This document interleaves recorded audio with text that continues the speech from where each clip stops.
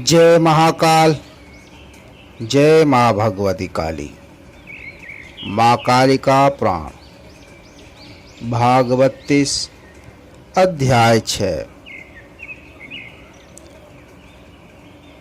ओम। ओम यह स्वीकृति के लिए प्रयुक्त होता है उनके शरीर के परित्याग करने में उत्तम यत्न किया था। उसके उपरांत सर्व के तुंड के प्रहारों से कुछ के मध्य में वाराह से शरीर का भेदन करके उसे जल में गिरा दिया था। उसका प्रथम पतन करके उसी भांति सुव्रत कनक और घोर को कंठ भाग में भेदन करके हनन कर दिया था। प्राणों के परित्याग कर देने वाले वे सब महारणव के जल में गिर गए थे।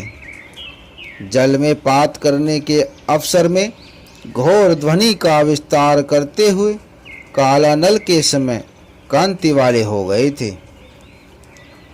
वाराह के पतित हो जाने पर ब्रह्मा विष्णु तथा हर फिर समागत होकर सृष्टि की रचना करने के लिए चिंतन करने लगे थे। उस अवसर पर हर के समस्त गण भर्ग के समीप में समागत हो गए थे। वे महाभाग 4 भागों में विभाजित होकर उपस्थित हुए थे। हे द्विज सत्तमो, वे प्रथम 36 सहस्त्र थे। वहां पर एक भाग में 16 सहस्त्र स्थित हुए थे, जो निश्चित रूप से अनेक स्वरूपों के धारण करने वाले थे। वे जटाजूटों में चंद्रमा के अर्धभाग के द्वारा विभूषित थे। वे सभी संपूर्ण ऐश्वर्य से समन्वित थे और ध्यान में तत्पर हो रहे थे। वे सब योगी थे तथा मद मात्सर्य दंभ और अहंकार से रहित थे। उनके समस्त पाप क्षीण हो गए थे और महान भाग वाले भगवान शंभु के अत्यधिक प्रीति के करने वाले थे। उन्होंने परिग्रह रोग की कभी भी आकांक्षा नहीं की थी। वे सभी संसार से विमुख थे और योग से तत्पर योगी थे। ध्यान की अवस्था में विराजमान भगवान महादेव को परिवारित करके धृत व्रत थे। वे रुचि से एक परिचिद का निर्माण करके कलम से रहित होते हुए स्थित थे। जिस समय में ही अंबिका देवी के स्वामी परम ज्योति का चिंतन किया करते हैं, उसी समय में वे समस्त उनको वेष्टित कर लिया करते हैं। जो यति व्रत वाले थे वे 16 करोड़ कहे गए हैं। वे सब सिंह और व्याघ्र आदि के समान रूप वाले और अणिमा आदि सिद्धियों के द्वारा संयुक्त थे। अन्य कामुक शंभु के सचिव अर्थात प्रणय विधान के मंत्री थे। भगवान हर के ही समान रूप से वे वृषभ ध्वज विशद हो रहे थे तथा वे उमा देवी के तुल्य सुंदर स्वरूप वाले प्रमदाओं से समागत थी। विचित्र माल्यों के आवरणों से युक्त थी तथा हिमस्तक की गंध से मंडित थी। उमा देवी की सहायता से संयुक्त और क्रीड़ा करते हुए भगवान शंभु के पीछे भूषित होती हुई अनुगमन कर रही थी। श्रृंगार और वेश के आभरण वाले वे 8 करोड़ गण थे। उनमें अन्य अर्धनारीश्वर थे जो हर के समीप थे। भगवान शंकर ने ही सदर्श रूप वाले ध्यान में संस्थित में प्रवेश कर गए थे। जिस समय में उमा देवी के साथ भगवान हर सुख के सहित रमण किया करते थे, वे द्वारपाल भी अर्धनारीश्वर हैं जो नित्य ही आकाश के मार्ग के द्वारा गमन करते हुए उनके पीछे ही अनुगमन किया करते हैं। ध्यान में संस्थित करने वाले ईश्वर का सलिल आदि के द्वारा परिचर्या किया करते हैं।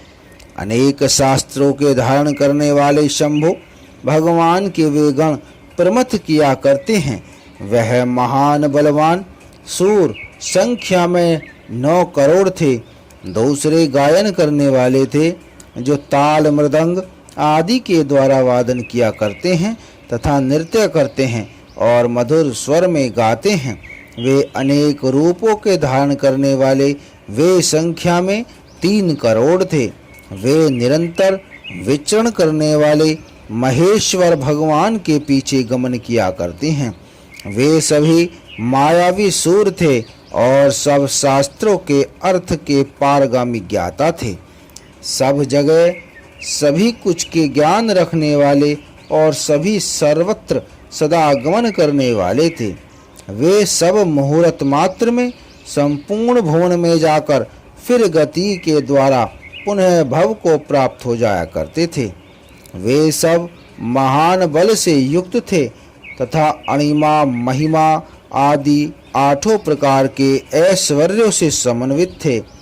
दूसरे रुद्र नामों वाले जरा और अर्धचंद्र से मंडित थे।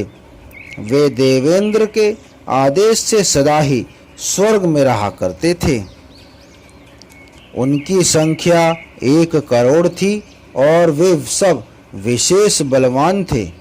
वे सदा ही हर के गण भगवान शंभु की सेवा किया करते हैं तथा जो धर्मिष्ठ हैं अर्थात धर्म का समाधान करने वाले हैं उनका पालन किया करते हैं।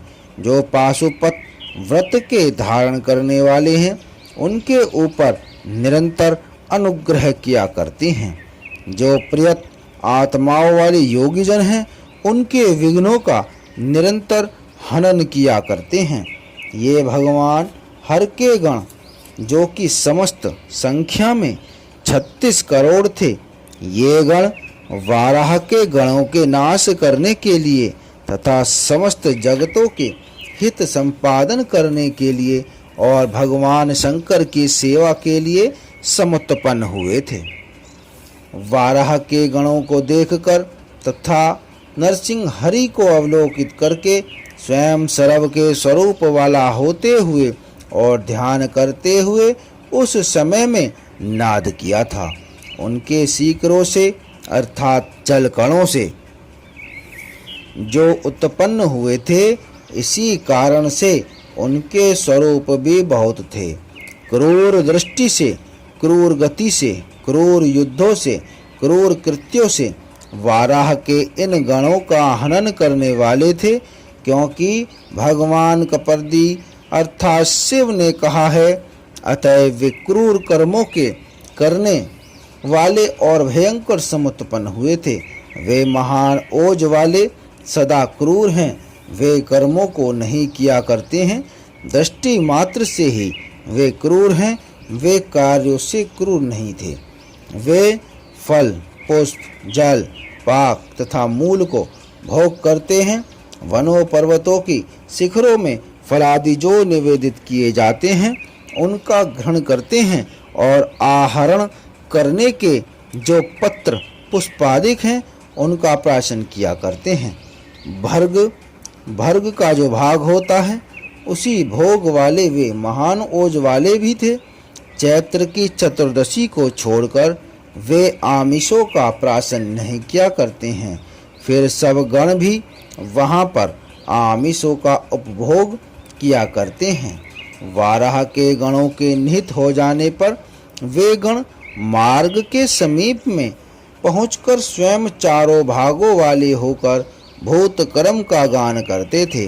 4 भाग वाले में उनका भूतत्व उस समय में हो गया था जो पूर्व में लोक और वेद में विदित भूतग्राम 4 प्रकार का था, क्योंकि यह उनसे भी अधिक था। अतएव वह भूतग्राम कहा जाया करता है। यह सब आपको बतला दिया है। जिस तरह से शंभु के गणभूत हैं, वे जो भी आहार वाले हैं, जैसे आकार वाले हैं, और जो कृत्य करने वाले हैं, वे महान ओज से युक्त हैं। जो इस महान अद्भुत आख्यान का नित्य श्रवण किया करता है, वह दीर्घ आयु वाला, सदा उत्साह से संपन्न और योग से युक्त होता है।